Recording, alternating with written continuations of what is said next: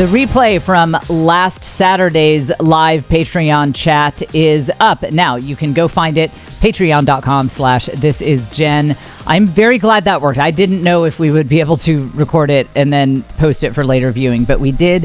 And there was a special surprise. Lane, my daughter, the one who's battling cancer, kind of the main kid we're talking about right now, she decided to join us. I was very surprised. I did not know if she would really feel up for that. But she did, and she gave some advice and just talked about how she's handling everything.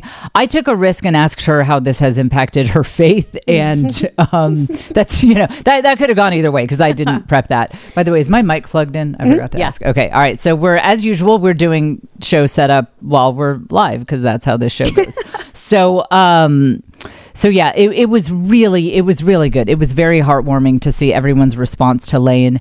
And again, because we don't prepare anything over here, I hadn't run these questions by her ahead of time. So I actually learned quite a bit about what she's doing and how she's doing, how she thinks about things, that sort of thing. So you can watch that replay. It is from Saturday, December 6th, 2025. And that is at patreon.com/thisisjen. We have a bunch of good stuff to get to today. It's another episode, just a grab bag full of topics. I'm going to talk about how, like, why we're not as kind of raw about, like we're kicking cancer's butt, and there's some merch, that's like F cancer or whatever. And someone asked if they could get some of that for us. And I said, actually, no, I don't. That's not the vibe over here. So we're going to talk about why, just kind of coming up with your strategy when you're fighting any kind of battle, whether it's looking for a new job or horrible cancer. It's kind of the same principles apply. So we will talk about that. We have rap beef news. Very exciting. For my new listeners, this is one of the quirks of this podcast is I follow rap beefs very carefully. I research them very carefully.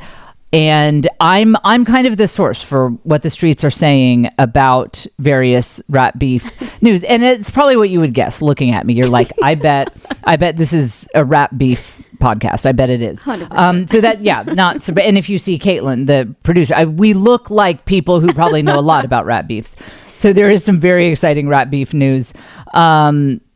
And then I am also going to, talk about some other grab bag things that I think you guys will be interested in. So as usual, welcome to the Jen Fulwiler Show. We are coming to you from Austin, Texas, even though I live part-time in Houston as we go to MD Anderson right now. We publish new episodes every Wednesday. Our lovely producer is Caitlin White. And this is the podcast where you learn the art of being a hot girl boss, or hot boy boss who knows that love and family and community are the foundations of all true success. My mission here, again, for new listeners is, I think my whole career, my mission has been to show people that not only is there a way to really be your authentic self and go for it and find that blue flame, find that thing that you are amazing at, that those gifts that you're supposed to share with the world, and also be very dedicated to your family.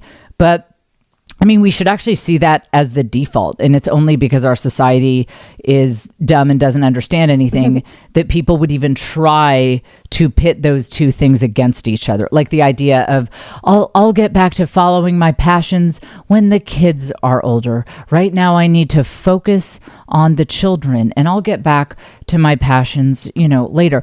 Such a dumb idea, especially for those of us who are totally irresponsible with family planning. It's like, well, who knows when how do you guys know when you're going to have your last kid? Like it's always like, shoot, we might still not. I mean, listen, if it's happened in the Guinness Book of World Records, it could happen to me. If we have established one thing in my years of having a public presence, it's that very unusually crazy things happen to this family and to me. So I'll be Guinness Book of World Records of naturally conceived pregnancy. I mean, I'll be like 57 or something. It's like this would this would happen. So anyway, that's why it's just such a dumb idea of like, I'm a good mom, so I will put my life on hold when the children are little, and then I'll get back to my real life. It's like, man, some of us, we never knew when we were done with, with little kids. So it's like, you have to live your full life now. And that is, and that, you know, family and life and love and little kids, that is part of a full life. That's not like this aberration. It's not like this temporary time that you're just supposed to grit your teeth and get through. I mean, yes, it's a temporary time, but you shouldn't have this like, I'm putting everything on hold, gritting my teeth and just getting through it mentality. It should be all part of this seamless whole of loving life and putting yourself out there and doing what you can do given your passions and your constraints and what life has given you. And just not seeing that baby little kid family phase as being something that is contrary to being the most absolutely incredible version of yourself. Okay, so Caitlin is, this podcast is nothing if not chaotic. We have some cat complaints, so Caitlin will be here taking the cat out. By the way, you can click through if you're listening on audio to pull this episode up on YouTube. We have a link that goes directly to the YouTube episode, which you can, of course, watch completely for free. Okay, so I think I'll begin. I think one of the reasons I love following Rat Beefs is, you guys know, I'm not the least petty person in the world. And like right before all of this cancer stuff happened, you guys were laughing because I was talking about how busy I was this summer. I was like, nobody understands how busy I am. This is so crazy. And then on that same episode, I was talking about people who unfollowed me on Instagram and how the way I found out is I looked at the people I follow and one by one I clicked to see if they're still following me. And they're like, really, you're that busy and yet you find time. So that has not ended. I bet people think that they're like, well, you know, the Fulwiler family is dealing with this cancer situation with their eldest daughter. It's, you know, this cancer is enthusiastic. It's curious. It's a big battle. So you would probably think, I bet Jen has stopped that. I bet she's not, you know, concerned about trivial things anymore. Well, actually, so someone I know who's like a pretty good friend of mine unfollowed me on Instagram. Ooh. And it has taken up a large like part of my mental space. Like if you had a pie chart of what I think about in a typical day right now, it's like mostly beating cancer, but there's like, why did this person unfollow me on Instagram? So let's call him Jamie Kilstein. Because that's his name. Why did Jamie unfollow me? I'm naming names. I don't care anymore. Why did Jamie Kilstein unfollow me on Instagram? I thought we were friends. I imagine my surprise when I went because I was like, you know, I just haven't seen any likes from him lately, and I'm kind of a savant when it comes to my memory of like who I've seen engagement from him. Every now and then, I'm not even kidding, every now and then I will have this thought. I'm like, wait, that one person who I met in the airport 8 years ago and we randomly connected on Instagram, I haven't seen them liking my, and I'll look and they unfollowed me. I mean, I'm like the Stephen Hawking of who follows me on Instagram and what engagement. I'll be like, you know, Jamie hasn't left a comment, because he used to leave like the fire emoji comments, or like, you're the best, love you friend, fire, fire, fire. Now he unfollowed me. So anyway, I spend too much time on this kind of thing, and we will. And by the way, the same scientists who we have working on this show, the same team that does all of our sound effects and keeps it professional and keeps the cats out of the studio and all that, that same team we are going to put into researching why Jamie unfollowed me on Instagram. And I know people are thinking, well, why don't you just text him? Come on, like you can't. No, I can't, because then it would seem like I care, and we can't I mean, I do care like way more than I should. And of course, like I unfollowed him. Yeah. And you know what? Like I didn't even want to unfollow him. He's doing some great stuff. He created a pilot for a TV show about Brazilian Jiu-Jitsu that looks so charming and so good. And I thought, oh, I can't wait to follow along and see what happens with the show. I really hope it gets picked up. But now I had no choice. I had to unfollow him because he unfollowed me. Just watch. This pilot is going to get picked up. He's going to be super famous. And then I'm going to be mad that I unfollowed him. I'll be like, everyone's heard of this guy now. And he's like, he could help me with the Comedy Millions, but I had to be petty and unfollow him when he unfollowed me. So I just want you to know, cancer hasn't changed me, guys. Like this cancer battle has not taken away my core personality. So maybe that is why I connect so deeply with these rappers who end up in beefs. And we have said before, the king of rap beefs, the one, I mean, there's him and there's everyone else. I mean, there is no comparison, is 50 Cent. I mean, I adore 50 Cent so much. He is actually so petty that there are times where I think, okay, he's actually being too petty. I think that. Sometimes I'm like, well, he's taking it a bit far. But he tends to go after people who they kind of had it coming. I mean, it's not like he's going after people who were just kind people minding their own business. So a year or two ago, I established the fact that 50 has never liked Diddy, who, formerly Puff Daddy, P. Diddy, whatever, for years and years. Diddy, 50 Cent has never liked Diddy. 50 Cent has also strongly been implying for many years that Diddy had something to do with Biggie's murder. Oh.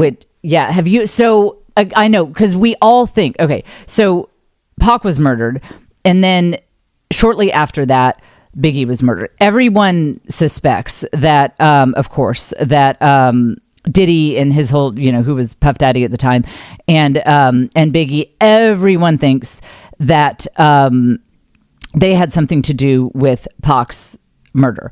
Now, if you have heard some of Pac's diss tracks where he talks about some of the real life things that he actually did involving people that Biggie knew, some romantic relationships that Pac had with people like close to Biggie. You see how that it could lead to a bit of a brouhaha, and it did. And then he passed away, and so everyone thought that it must have been somebody from Pac's crew, or at the minimum, like West Coast guys doing this. Diddy has, 50 Cent, 50 has said for years that he thought that Diddy was somehow involved. And then, and a lot of people, it did raise red flags when Diddy wrote a song in which he sampled the Police, that I'll Be Watching You song about the death of Biggie many years later. And it was weird vibes. The song, you've probably heard it, was I'll Be Missing You. And it was kind of weird vibes. And a lot of people said like, I just don't know if that would be the tone because Diddy was in the car. He was in the car, right? You got nothing for me. so I always act like other people share my interests. I mean, yeah, he was in the car because he was that white Suburban. Yeah, he was in the car. But 50 has said for a long time that Diddy had something to do with that, and now other people are coming forward and saying they also have their suspicions. And the main idea that 50 was trying to get out there is that, Puffy, as he referred to him at the time, now Diddy, he would always say, look, Puffy is not the guy you think he is. I remember hearing about this in like 2004, 2005 in a magazine. There would be some quote from 50 Cent saying, Diddy, again, Puffy at the time, he's not the guy that you think he is. He is up to bad news. So they've hated each other for a long time. And then when the feds were first raiding Diddy's houses and stuff, one of Diddy's sons, I think, self-released a rap track in which he was talking about how hard he is.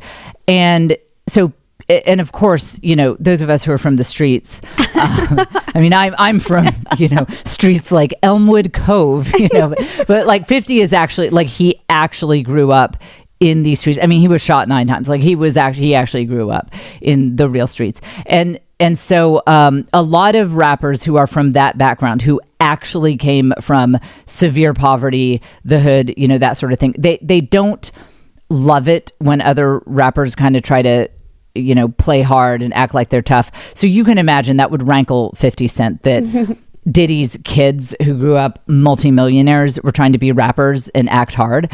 So one of Diddy's kids created this diss track towards the feds. I guess it was FBI at the time. And on the diss track, he said they searched the wrong house. That's how you know he's not from the streets, that he would say that. Like, dime himself out. What? Yeah. What? So then 50 finds out about this, puts the audio on his Instagram. If I recall correctly, I think he tagged the FBI, but he certainly like made sure that the FBI knew that Diddy's son had put out a song saying the FBI raided the wrong house. And I've said before, I never miss an opportunity when 50 Cent comes up to play clips from his book. Hopefully YouTube won't ding me for this. We'll see. If there's just silence here, I got dinged. But I love 50 Cent's books. I love his books about, motivation, like how to be resilient. And one of the ways that I got into the genre of reading hip hop artists' memoirs and books is that they're some of the few people doing motivational titles who have actually been through anything. You take these little suburban white guys, like the guy who wrote The Subtle Art of Not Giving an F. I'm pretty sure it's this guy. That he was like 29, had like never, just grew up middle class, had never been through anything, and he wants to motivate us. No, I want someone who has been shot 9 times and is from the actual streets telling me about how, like when 50 Cent talks about how he managed to get his mindset back in order when he got shot and he lost his record deal. He was not famous yet. He lost everything. That's who he's actually been through something. That is who I want motivating me, not some kid, who grew up and like driving a Mercedes that their daddy gave them. Like, so that's how I got into this genre of books. 50 Cent's memoir is one of the most intentional on his part, but kind of unintentionally hilarious books I have ever read. And every time this comes up, I set this up by explaining 50 knew that this book would be marketed to just a mainstream American audience, people who are not that familiar with the hip hop space. And so anything he said, if he says it as fact, would be pretty well believed by people. And so he trashes all of these rappers and is like, yeah, there's, their careers have really fallen off and they're not successful at all. And like, it actually wasn't really true, but he knew that his audience wouldn't know. So Caitlin, play this first clip. This isn't about Diddy, but it just establishes his personality. This is Diddy talking about his haters. Let's take a listen. Sometimes I'll actually help my opponent by bringing them into my orbit longer than they deserve. There have been a lot of artists that I publicly beef with who have benefited more from those encounters than I did. They remind me of those parasitic organisms that live off a larger host. As long as they're attached to the host, they're okay. But as soon as the host moves away or they lose their grip, pause it, they die. Now, do you think he's just going to talk around this issue and not name names? Oh, no. Keep it playing. That's how I view my relationship with artists like Ja Rule, Rick Ross, Jim Jones, French Montana, and the Lox. None of them came up with a long-term way to generate interest in themselves, outside of getting into a war of words with me. They've all tried to branch out into different endeavors, but their primary function is to sell records. And they know that saying something to me keeps their record-buying audience watching them. So they come at me. I understand why they do it. Everyone wants to stay relevant, but it's a flawed long-term plan. If all your shine comes from someone else's sun, what happens when that person moves away? Because once I get off them, It's like they don't even exist anymore. Once I get off them, it's like they don't even exist. Petty. Whenever I see a new post from 50, I'm like, I could take it to a better level than I have. I'm not being petty enough. I'm not being enough of a hater to the people who deserve it. And I'd like to fix that. And then this next one, when he recorded this, I actually looked up when he recorded the audiobook, because Rick Ross was actually kind of having an upswing in his career at the time. Rick Ross was fine. And I think this is the clip we have. We're just talking about Rick Ross. Rick Ross was fine when 50 Cent recorded this. I think this is the clip. Here, play it. Once I get off them, it's like they don't even exist anymore. People will say, where's Rick Ross at? Did he fall off the planet? That's what happened to all these guys. Once I shifted my focus to film and television development, it was like their careers hit that block of ice that sank the Titanic. Without me as a foil, they were sunk. Johnny Versace once said, Oh, it's just amazing. He's just one of my favorite people. It's so funny to me. So it is speculated that one of the reasons that that 50 hates Diddy so much, I mean, this goes back to way back before either one of them were super famous, but somewhat more recently, I want to say maybe like 2010s era, maybe. The mother of one of 50's children. 50 doesn't have a lot of children, but the mother of one of his children got involved in Diddy's nasty circles. That is, I'm not sure if it's confirmed, but that's what the streets are saying. And again, this podcast is your source for that. But that's what the rumors are. Is that the mother of one of 50's children got involved with Diddy, and you know how things tend to work out for women who get involved with Diddy. And even though he didn't have a good relationship with her, it was still just like, obviously he really did not like what Diddy was up to, especially that it now involved, the mother of one of his children. So he has always said, I read quotes from him years and years ago saying Diddy is up to no good. People need to stay away from him. He's bad news. So you might have heard that there is a brand new documentary out about Diddy, and people are going crazy. They're like, how did they get some of this footage? This is crazy. I have not watched it yet, so I don't know what's in it, but I do know that people are like, this is crazy, some of the footage they got. And it, needless to say, it does not make Diddy look good at all. But okay, so two things. One, when Diddy was being sentenced, 50 says that he sent this to the judge who was sentencing him. I don't know if he did. I don't know if he actually sent this. But listen to this. 50 says that he sent this, and these are just excerpts, but he says, Dear Judge so-and-so, I have had an ongoing dispute with Puffy for over 20 years. He is very dangerous. Multiple times I have feared for my life. 50's not afraid of anything. Shut up. Multiple times I have feared for my life. I think you should consider for the safety of the general public, Your Honor, before unleashing him upon them. There hasn't been enough time for him to reform or make any adjustments, despite his trying to teach a class in there. As you are already aware, the government has spent the maximum amount of money on deploying federal agencies, which appeared to be an army, in two locations simultaneously. Later, his son, who is dealing with his own allegations, claimed that the feds had hit the wrong house. Okay, so here's I believe he actually sent this to a judge. He ends by saying, anyway, Diddy is only going to return to hiring more male workers and keeping most of the baby oil away from the general public. And babies need it! ! My Netflix documentary on this scandalous subject is coming soon. I believe he really sent that to a serious judge. So here is the final thing that he did that is just it's like everything 50 does when he's in a beef. He'll do something that's like the cherry on the cake of the situation. So whenever someone who's a big name like his does media to promote something like a Netflix documentary, it's actually hard to get him on your show if you are a media personality, even a big media personality, because, you know, that's the hot thing. We're dealing with two really big names here. It's hard, you know, in that case, the person doing the promotion has all the power, and they don't accept a lot of interviews.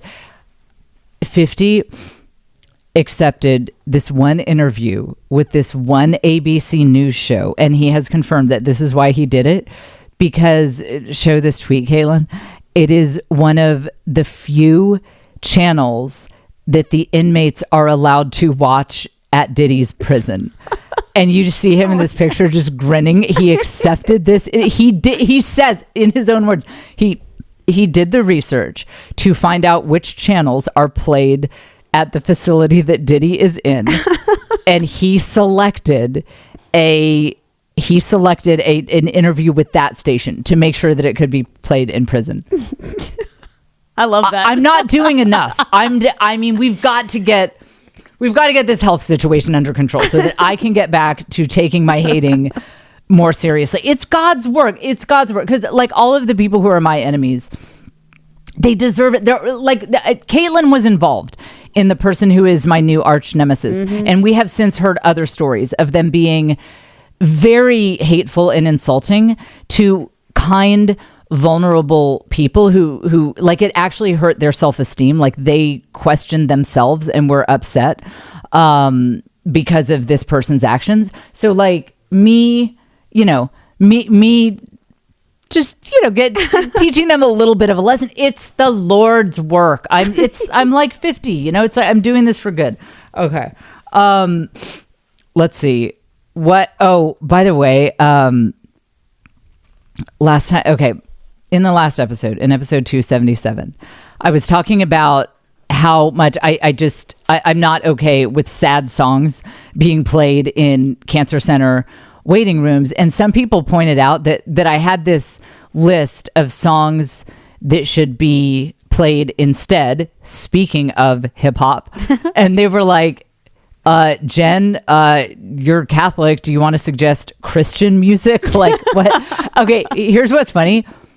It honestly never occurred to me. Like it never crossed my mind to suggest that they play Christian music in like cancer center waiting rooms, even if like, obviously that would be, I don't know, people who aren't Christian might not like it, but no, it just didn't occur to me because some of that pop Christian music, the theology is a little weak. It's a little, listen, it's people in cancer centers are already suffering enough without being exposed to Protestant theology. We can't add that to their burdens. Now, what I do think though, if they did like Gregorian chant, that could be cool. That could, that's the kind of Christian music. Like, yes, play something written by a 5th century monk. It'll all be in Latin. Like nobody can even be offended unless they speak Latin, which nobody does. So like maybe that's what we should do. We should just have a Gregorian chant on the speakers of all the cancer centers. But that actually tells you everything you need to know about this podcast, that my preference would be either Cardi B talking about twerking at the club in a thong or Gregorian chant. And I genuinely mean that those are my top 2 choices, and I would be fine with either. So that's why each episode doesn't get millions of views, because this is a very niche personality and subject matter that we have here. Okay, next topic. Hit the next topic sound effect. I think I'll do... Okay, I really want to talk about this, like why we're not doing the rah, like we're kicking cancer's butt, why that's not the right tone for us. And I will get to that. And I have one of my all-time favorite clips I'm going to play for you guys. I love this clip so much. So we'll get to that in a minute. But I want to follow up on what I said at the end of episode 277. when I was talking about how our society has this very silly tendency to not be able to see past the difficulty that comes with having babies and young children. It is a very, very common statement to make, to say, that my baby didn't sleep through the night, or my toddler was super crazy, so we're not having any more kids. And that is a very common mindset to make these kinds of long-term decisions based on short-term suffering and short-term challenges. Basically, when you first get that positive pregnancy test, most people don't immediately think of their Thanksgiving dinner table 25 years from now, when this is an adult, when when everyone is an adult and grown. Most people don't think of that. You immediately think sleepless nights, crying, that sort of thing. And what's ironic about it is we do live in a culture that very much glorifies like the high-tech startup vibe, the idea of like we're at a tech incubator, we got VC funding, we're at a high tech startup, and there's a lot of struggle, there's a lot of being broke, there's a lot of sleepless nights, there's a lot of difficulty, but everybody understands that you're building towards something. But in our society where we're so fragmented, and most of us we don't live around. We don't have multi-generational living. Most of us don't have like elderly people living right by us, and also people with babies, and also middle-aged people, and also young adults in their early 20s. And we tend to kind of have a society that is kind of fractured by age and lifestyle. Therefore, it is easy to get stuck in this myopic view of the world that comes from just kind of thinking that your lifestyle, like the life that you are living right now at this age, is kind of the be all end all. So anyway, all that is to say that society is lacking what Sheldon Vonnegut called a wholeness of vision, meaning that when people are struggling in the little kid, in the baby years, no one encourages them to like think 20 years out. Think about how this is going to play out 10, 20, 30 years from now, and how great all of this is going to be. And as I said in the last episode, one of the reasons that's on my mind is obviously I was told by so many people so many times to stop having children, to not have so many kids. Because when you have 6 babies in 8 years, no twins, people tend to have opinions about that. And pretty much nobody was consistently in favor of it. Like, pretty much nobody was like, this is a great idea. You should keep breeding recklessly. You should keep trampling upon the idea of responsible family planning.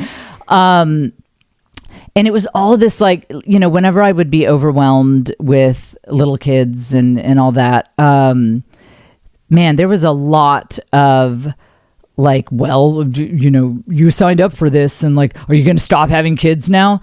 And I'm glad that I mean, it was very difficult at the time, but very difficult. But I am glad that, honestly, I think especially at the beginning of having a bunch of little kids, it was because of my tech startup background that I'm like, it's a startup. It's like a startup where we're like creating human beings, like this. It's a tech startup, and this will be great over the long term. And I think that people need to switch from like Full House mentality to like Game of Thrones mentality, this dynasty. Like this is, when you get the positive pregnancy test that's like, ooh, this is wow, but we're broke and this is really not a good time. you need to think Game of Thrones. You need to think like, this child shall help me conquer, like just imagine them as like being a 20-year-old who has your back and is there for you. Like, I really want to see much more of a Game of Thrones mindset when it comes to childbearing. And this is actually not a totally out of the blue topic. I was just thinking about this as I think I mentioned that Lucy took Lane to a lot of her appointments recently. My 18-year-old daughter, Lucy, who was my third baby in 3 years. And of course, everyone was like, this is insane. When they heard that I was pregnant again, when Lane was a baby, it was like, this is insane. This is such a terrible idea, blah, blah, blah. And now they're such little buddies. And again, like Lucy's taking Lane around to all of her appointments and all of her other siblings too, or they're just... They just connect really well because they're close in age, and now they're helpers. Now it's like the Game of Thrones vision is playing out. I mean, certainly my youngest who does the trench wars, JT, I mean, certainly he would actually, I mean, he's ready. Like it wouldn't take much for him to go take over a nation. Like, I hope no small nations talk any trash, because he might just, just be like a benevolent leader and take it over. But I am living that long-term vision now, where I have these teen and young adult children, and there are squad, there are Game of Thrones, dynasty, family, like we're all in this together, and we're all, especially, now we have this common enemy. We're fighting this cancer and we're all doing it together. And it's this great, really cool thing. And that is just a vision that most people are not encouraged to think about when the kids are young. It's certainly, you hear the, people do say things like, it goes by so fast, which it doesn't at all. It did not go by fast at all when my kids were little. Like that never helped me to say it goes by so fast, because that just did not at all feel like an accurate label for my experience. But if someone had said Game of Thrones, that was a little like that was a little bit later from when I had the 3 under 3. But if someone had said, like, just think about your Thanksgiving dinner table 15, 20 years from now. Just imagine one of these kids being able to give the other kid a ride when they're having a tough time. Just imagine all of these kids hanging out together and laughing and giving each other career advice and school advice as young adults. That I wish I had spent more time thinking about that, because when you have young children, it really can, you really can lose that wholeness of vision. You really can lose sight of everything other than, like, why is the couch wet again? What is that smell? Why can I not keep anything in this house clean for 1 second? Like, because it is, you just have so much urgent stuff up in your face all the time. And certainly for my personality type, I think that would have been helpful to think of it like a, like the European royals, or all royal families thought of it. Yes, we're creating our dynasty of this conquering family. And maybe what you want to conquer is just like being a nice presence in your community, but seeing it as you guys are this group who will one day be a group of adults, like pushing forth this glorious vision that you can join in together. That's a very cool vision. And for my personality type, that would have brought me some comfort when I was struggling when the kids were little, for like 2 seconds, before they, like, someone poured glue in someone else's hair. I mean, it wasn't, it's not like that would bring me tons of like, I didn't have a lot of time to just sit and reflect in those years. But I do think it would help you guys who struggle with young children to just switch into kind of a Game of Thrones mindset. Okay. Here is why I told that friend of mine not to send us like F cancer, or, the rah, like kicking cancer's butt. Here's why we're not adopting that mentality in the fight against, we call this cancer Larry. Instead of saying aggressive or metastatic, we say Larry is enthusiastic and he is curious. And it's a big fight with this type of cancer. And you'll notice there's just not a lot of lots of exclamation points. Like we're kicking cancer's butt. That's not the tone I want to set. And I wanted to talk about that in case it's helpful to anyone else who's in any kind of battle, because the philosophy that we're taking is a little bit less common. I think the kicking cancer's butt, the more rah high energy attitude is more common. And I want to be clear, that makes sense for a lot of people, especially for, there are all sorts of different type of cancers, different prognoses. So I think it's really important when you're in any kind of battle to do what works for you. So I am not saying that my way is objectively better. I am just offering it as this is how I think of it, in case it is helpful to anyone else who kind of thinks like I do going into any kind of battle. So I think of what we're up against with, we have a long fight coming up. Again, I detailed on the Patreon, I think it was in one of the first couple of weeks of November, I did a post here's the outline, here's what we're up against, here's what the timeline looks like. But this fight, we're looking at years, not months, certainly not weeks. It's a big fight and it's a long fight. And, just being realistic about how much Larry loves what he does, and how much Larry, when you put him in an Uber to go home, he is going to want to circle the block and come back and keep the party going and bring some friends.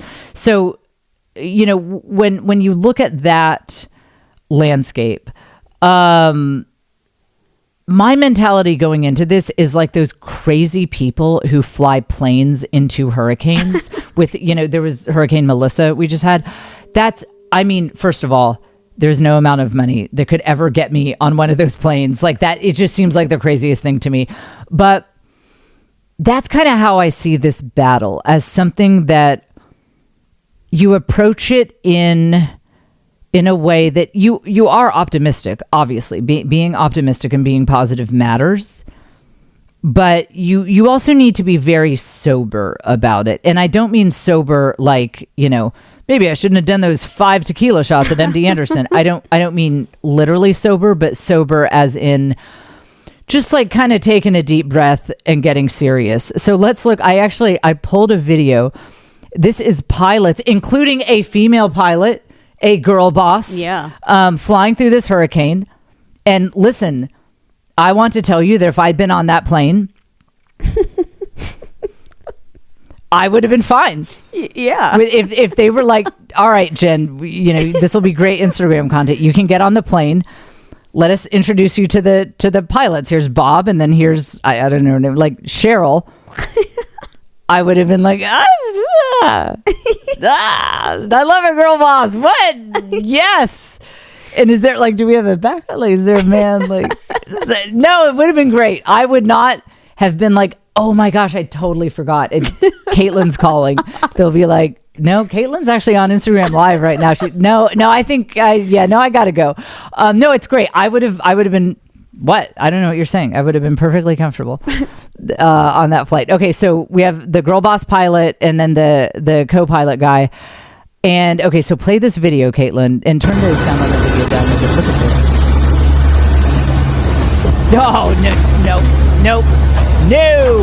No. Again, those of you on audio, you can click through and watch this video. It'll take you to this exact episode. No. I just want to watch this video and keep saying no. So, pause it. You'll notice that there is a third guy who you don't normally see in a cockpit. Try to pause it where you can see all three people. Yeah. Okay. So the forces that they are up against are so strong that normally the pilots would control the throttle thing, but they can't take their hands off of the. I guess it's not called a steering wheel on a plane, is it? I thought it was a joystick. That's why I was like, that's not joystick, right? Yeah, yeah. Because this is Mario. Yes. We'll see Mario there outside the window. We don't know. We don't know what it is, but they can't take their hands off the thingy because it's the forces that they are up against require all of their strength. Would I want a big muscular guy at the helm? Yeah, but it doesn't. But she's doing a great job. It's fine. Women's upper body strength is evidently enough to get you through a hurricane. So there's a guy in the center. He has to do the throttle because they literally cannot take their hands off of the thingy. So play it. So play the rest. I mean, just look at this. Look at this. It's like they're in a washing machine being thrown around. Like they're in a dryer, like tumbling around. And this was a Category 5 hurricane that they flew through. Oh, no. Nope. No, I mean, I have actually thought, yeah, they say everyone has a price. What would someone have to pay me to get on that plane? I do think there is a price. I mean, there is a dollar amount, especially with our medical bills. There is a dollar amount. But it would be shockingly high for me to get on that plane. Okay, so anyway, hit the tangent over button sound effect. So I kind of see the cancer battle like that. Like when you're up against something very, very big, where the skill of the team does matter, and it matters a lot, in fact, and has a big impact. But you're also up against nature and just a very big and a very wily force of nature that is going to hit you with unexpected things. You're in for a big fight. You're probably in for a long fight. And I think that energy conservation is important, like kind of not burning yourself out too early in the process. Like, for example, if I were to get on that plane, like if I name my price and I'm like, all right, $500K in cash, and I'm opening for Nate Bargatze on his 2026 tour. I don't know. If I saw those pilots being like, we're going to kick the hurricane's butt. Yes, we're getting it. Rah, rah, rah. I'd be like, calm down. Calm down. I need you to save your energy for when we are actually in the vortex of the Category 5 freaking hurricane. Relax. Save your energy. It's kind of another analogy is I feel like the battle of fighting a difficult cancer it's almost like if you were a medieval peasant and you heard that a great famine is coming, you want to be careful burning your energy. You need to buckle down, get as fat as you can, just like stuff your face with food, and then just be like, this is a game of outlasting. This is a game of like just kind of sitting still and trying to get fat and strong before it starts, and just try to outlast the situation. And so and then the other thing with like the F cancer merch, obviously me, it's not the F word that bothers me, but but I just think like I just don't like having the negative things named on your lips all the time. It's like, I don't, when Napoleon was fighting the Austrians, it wasn't like, screw the Austrians. Well, actually he did say that exactly, but that wasn't like a big slogan. It was more like, Vive la France! Like we're great. We actually own all this land. They just don't know it yet. Like they were talking about France and what they wanted for France more than they were talking about being contra Austria, or same thing with so many great battles. It's like the great generals would talk more about what they want for their people and their country, rather than constantly having the enemy's name on their lips. And so it's like I want Lane surrounded by just, I don't know, just thoughts of like, again, her siblings, like life and love and fun and having a good time, and just not saying the word cancer over and over again. And again, it's not like it's a, like, oh, don't say that word, you know, because that gives it value also. But just like, I just don't want merch that has that word on it, you know, all over the house. Because there's just no need to see that all day, every day.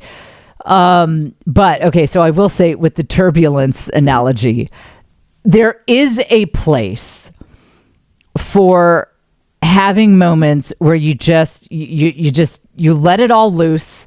You just let it go. While I was researching turbulence videos, I found one of my all-time favorite videos ever. It is a contrast of someone who had recently taken 2 flights that hit turbulence. One was a French flight, and I'll have Caitlin play this in a minute. And it was just, I mean, you won't hear anything. It's just plane sounds. You know, people are all quiet. Then it was a Nigerian flight that hit turbulence. I've said before, every time I encounter anything from the Nigerian people, I just love it. I promise I would fit in their culture. So this is what you will hear at first is the French plane hitting turbulence. Then you will hear the Nigerian plane. So Caitlin, play this clip. Oh, no, wait. Okay, pause it. I forgot. I just cut out the French plane because I wanted to get to the good stuff. This is a plane in Nigeria hitting turbulence. I actually think this is how we should all handle turbulence. Like, I love this so much. Like in real life, like not as a metaphor, but next time I am on a United flight that hits turbulence, I'll just be one woman acting like this, but this will be me. Take a listen.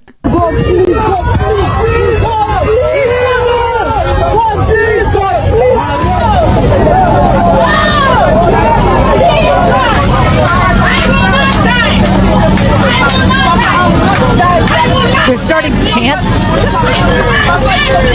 Father, just do this. Where are my fellow? Do this for us, Jesus. Do this for all of us, Father. Father, do this for all of us. They're calling on the name of the Lord, like they're saying prayers. Jesus. I love this. They're invoking the name of Jesus against the turbulence. They're saying prayers. Where are my fellow United passengers on this? Do you know how many I needed that? That would be kind of funny if on that hurricane plane, you know, they were all like screaming. And that would be me in the back. I'd be like, oh, Jesus be with us. Lord be with us. Like I'm starting chants and stuff. So there is a place for emotion. And letting your emotions be out there. And if that is what works for you, if that is your family culture, if when you guys face a crisis, it is your culture to be rah, rah, rah, we're kicking this thing's butt, and you can maintain that. You can maintain that energy through a long fight, then do it. I think that's good. Be like the Nigerian people on the, I love that. Just like screaming and yelling. But I think for some of us, certainly Lane's personality and certainly mine, I just don't have the energy to keep that up. I mean, it's like if I'm on a flight like that's going to circle the world a couple times, I need to buckle down and just get in the, you know, this is the long haul. We need to have an outlasting mentality here, conserve our energy. And so I think a good way to put it is actually what Lane said on this, on that Patreon live that we did that was so good. The one from this past Saturday. Again, you can look it up, patreon.com/thisisjen. You'll see that replay. She said something at the end that I thought was so good. People said, you know, how do you handle it? And she said, I just think of it as a lifestyle. And then she came up with the word, she's like, it's like, you just have to make it your brand. You have to make it your brand. You can tell whose daughter she is, talking about brand. She said, you know, you just have to make it your brand. And what she elaborated on was that you can't constantly be yearning for when this will end, because you don't know when it will end. You know, with this Larry that we're dealing with, I mean, Lane knows and I know, like, this is, you know, it's a long fight. We're talking years, not months. And it is going to sap your energy. One, if you're too like, or at least for us, if you're like, yes, we got this, it's like we can't keep that up for years. but also if you're just yearning for a time when this is not happening, if you're really just trying to grit your teeth and get through this and just be done with this, I'm just so sick of this, that's going to cause you a lot of, it's just going to really drain your energy as you're in the fight, and it's going to make it much difficult for you to maintain your strength in the long term. And I thought it was very wise what Lane said there. Again, that it's kind of towards the end of the Patreon live, and I think I explained, the replay is up. It's kind of towards the end, but I thought it was great what she was saying, that like you have to just assume that this is your new life default, and you don't know when it will end, and you're not even thinking that direction. You're just like, this is my life. What do? I battle cancer. This is just what I do. And I think it is kind of similar to the pilots flying through the hurricane. They don't know how long that flight is going to be. They don't know exactly when they will be done, especially that they're there to get a certain type of data. They don't know when they can leave these crazy clouds, because it depends on when they have amassed, all the data they need. So, imagine how, like, that could be kind of dangerous if those pilots were like, I can't wait to get out of here. I'm sick of this, man. One more bump and like, I'm out of here. This is ridiculous. No, you want your pilot to have the mentality while they are controlling the thingy that you want them to just be like, hey, I'm here all day. This could take 30 more minutes. It could take 4 more hours, whatever. Like I am just here in this present moment, flying this plane. And I think that's a really good mentality in any kind of long fight that you're up against. Just as Lane said, this is my brand. This is my new lifestyle. I'm not thinking about what my lifestyle used to be before this, and I'm not thinking about what it will be in the future. This is just what I do. So for Lane, she's like, I do chemo and radiation. Like, that's just my life. It's just what I do. And just really staying in that present moment. And actually, okay, here's where it all comes together with the minimizing the emotion thing. When you accept something as the default, you don't have a ton of emotion about it. So for example, most of us have a car. It's like, whatever, it's a fine car. We don't think a lot about it. And when we go out to get in the car, we're not like, yes, this car, this is the greatest. Actually, Caitlin has a pretty nice car. Yeah. That's a bad example. Caitlin does. Okay, that's a bad example. But for me, I drive a basic car.